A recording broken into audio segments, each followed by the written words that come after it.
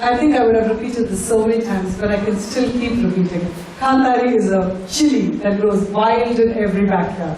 But for this chili to go beyond the backyards and to create a social change and to add spice to the communities all across the world requires a strong vision. And that, ladies and gentlemen, is what our founders have achieved by changing this vision into reality. May I please welcome Sabriye and Paul on the stage.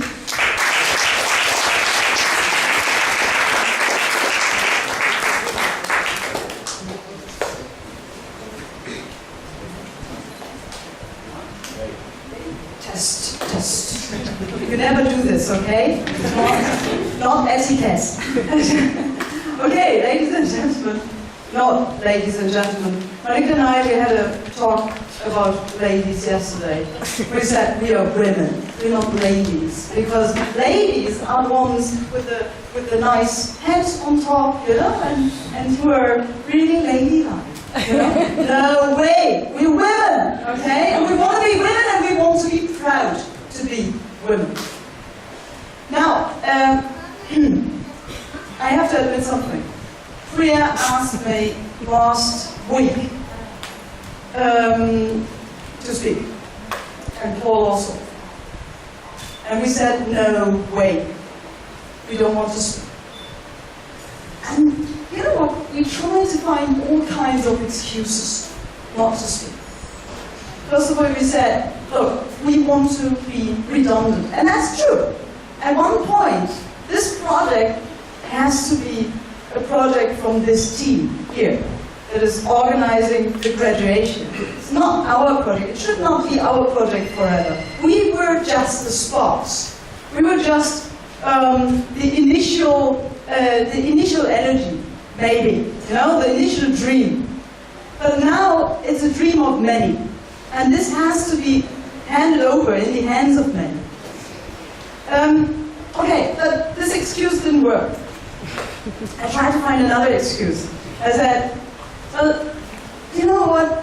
These participants, they heard me all year long. And I'm sure they cannot listen to my voice anymore. I mean, I was talking to them, I was doing my speeches, I was drilling them, I was saying many sentences like, yes, that's quite good, but it's not good enough. Is that right? Yeah? You can do better. You can do better. Yeah? Oh my God, poor guys. Yeah? So I told her, well, they just don't want to see me anymore on stage. They're tired of it, you know? Now it's their stage. They're in charge. Huh? Guys, who's in charge? You're in charge. Okay? But Priya didn't listen. She kept on nagging. And finally I had to admit, you know what? I'm nervous. Because I don't like to speak at funerals, and I don't like to speak at goodbyes. And it really, I was suffering of it, you know, and I was very, very hesitant. Now, Priya made one comment and said, look, there are lots of people who don't really know you, who don't really know Kantari, who don't really know where we are coming from, so just make a few sentences, and I will keep it short. Ladies and gentlemen, women and gentlemen. Yeah, I will keep it short. I will say, just to tell you where we are coming from. We thought of this whole thing as a dream factory.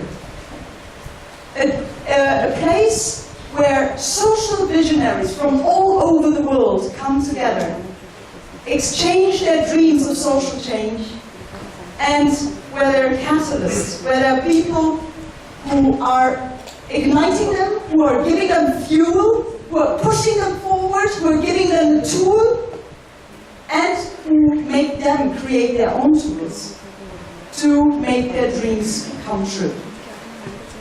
And in the beginning, we called it the IISE. Horrible name, I know. I'm very, very sorry for that. IISE. Nobody could really pronounce it. IISE. So, the IISE, the long version of that, is International Institute for Social Entrepreneurs. But what does that mean? Well, international is clear, institute is almost clear. Social entrepreneurs was actually not really clear for us. We interpreted social entrepreneurs as something that other people conventionally don't see in a social entrepreneur. So let me tell you, we thought an entrepreneur is an innovator, an entrepreneur is somebody who creates something.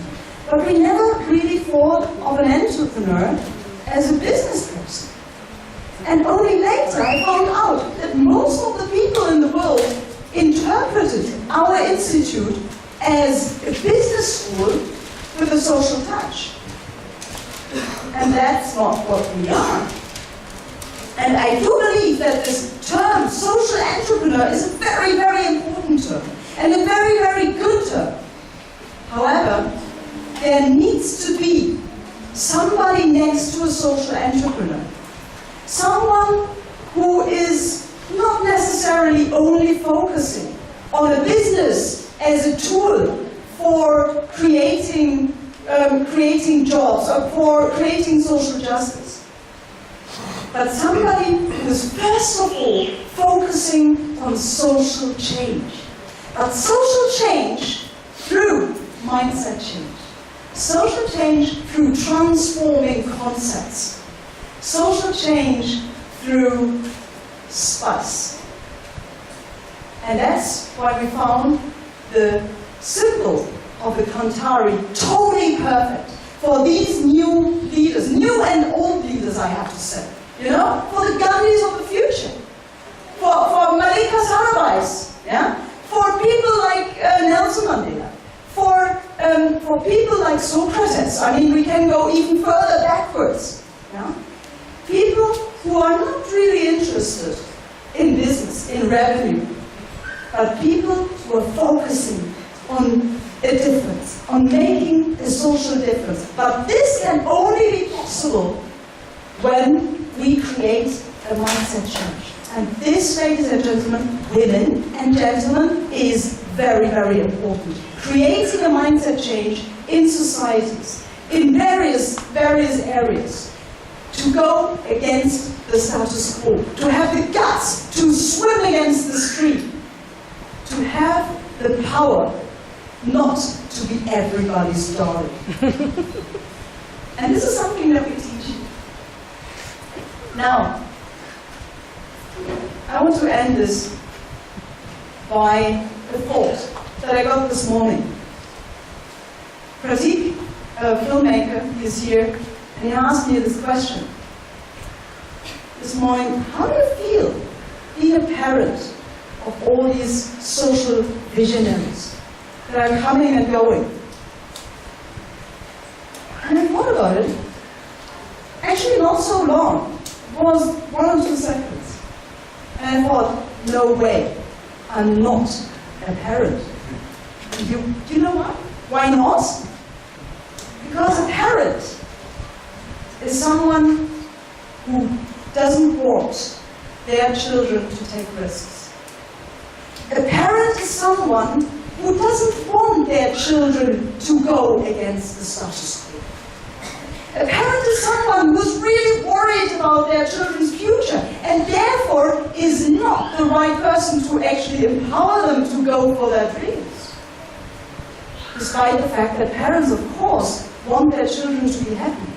But still, there is this little fear, yeah, that the child would maybe miss out on something.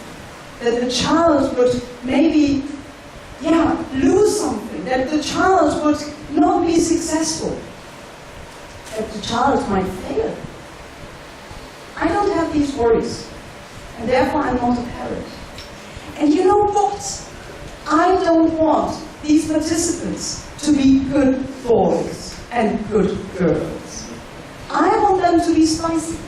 I want them to go out there and create a major difference. And I want them to challenge the status quo, and I want them to risk something, to be able to fail and to stand up again. And we will be there for you, not as parents, but maybe as older brothers and sisters.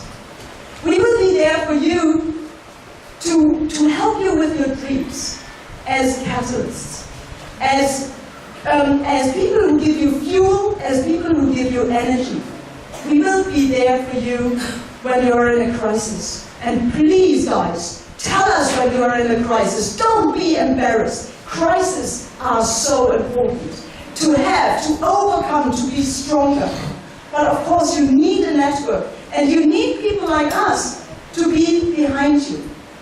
And of course, you need your own parents to worry a little bit. Yeah? But see us as the ones who give you a lot of energy and who are not afraid that you will go out there and risk something. Who are not afraid that you go out there and embrace adversity. Kantaris, I believe in you guys. I want to end here, otherwise I cry, and I hate crying on stage. Okay? I would like to hand over this microphone to my partner, who hopefully also doesn't cry on stage now. But it's all very, very emotional because, yes, we do love them like our children. Thank you very much.